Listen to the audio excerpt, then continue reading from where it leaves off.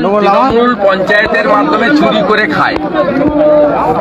যেহেতু এখানে চুরি করার সুযোগ পাচ্ছে না 11টা জিপি বিজেপির, তাই মুখে হুমকি হচ্ছে আর পুলিশকে দিয়ে ফোন করানো হচ্ছে যে পঞ্চায়েতে যাবে না, প্রকাশ্যে যেন দেখতে না পাই।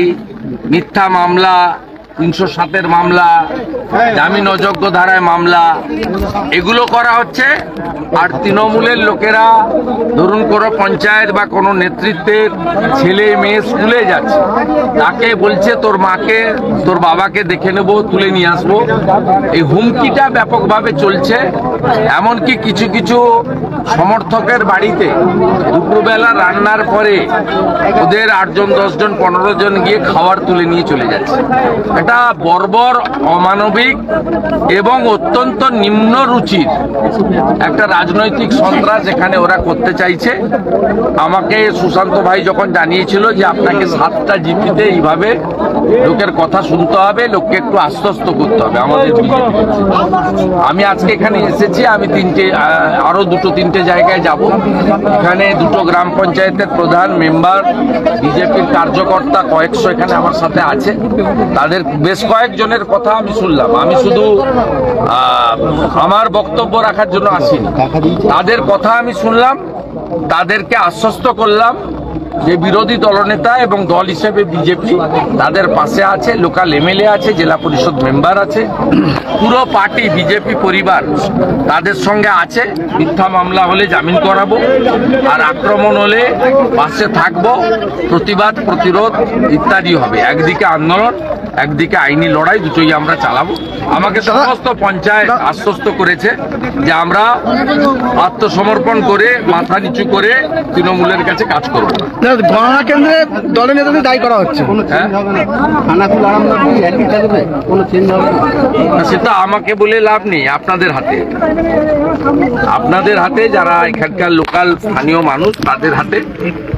এখানকার মানুষ ভারতীয় জনতা পার্টির পক্ষে ছিল, আছে, ভবিষ্যতেও থাকবে। অনেক রকম কায়দা কানুন করে সামান্য ভোটে তারা জিতে গেছেন এবং এই জয়টা প্রকৃত জনগণের যে মত তার প্রতিফলন নয়, এটা অন্যভাবে এই জয়টা আনা হবে। দলীয় কর্মীদেরই তো দোষারোপ করা হচ্ছে দলীয় নেতৃত্বে, যে এই যে গণনা, এই গণনার জন্য তো আপনার জেলার যে আরামবাগ সাংগঠনিক জেলা সভাপতি তার দিকে। না, আপনি কেন এগুলো বলছেন? আমাকে তো কর্মীরাই এখানে বলছিল না, আমাকে কেউ বলে আর বলেনি। আর এসব প্রশ্নের আমি উত্তরও দেবো।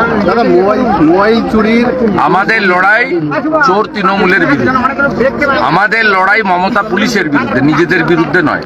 আমাদের যদি কোনো ভুল ত্রুটি থাকে, যেমন ড্যামি ক্যান্ডিডেট পরিচিত বিজেপি নেতাকে করা উচিত হয়নি।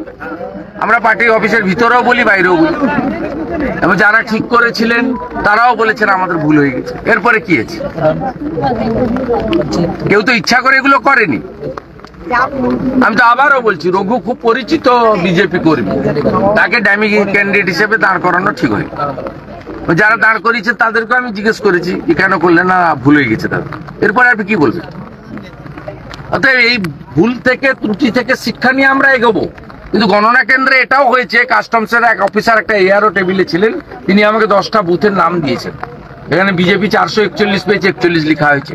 বিজেপি 473 পেয়েছে, শুধু 73 লেখা হয়েছে। তৃণমূলের ভোটটা বিজেপির দেখানো হয়েছে, বিজেপির ভোটটা তৃণমূলের দেখানো হয়েছে। আমি পরামর্শ দিয়েছি অরূপকান্তি দিগরকে জেলা সভাপতির মাধ্যমে যে ইলেকশন পিটিশন তিনি করতে পারেন, গণনা থেকে 45 দিনের মধ্যে করতে হয়, এখনো সময় আছে। ঠিক দাদা, মোবাইল চুরির সন্দেহে পিটিয়ে খুনের অভিযোগ, ঘটনা সল্লেগে। না ভাই, আর এগুলো বলবো না। এই ছবিটা দাও।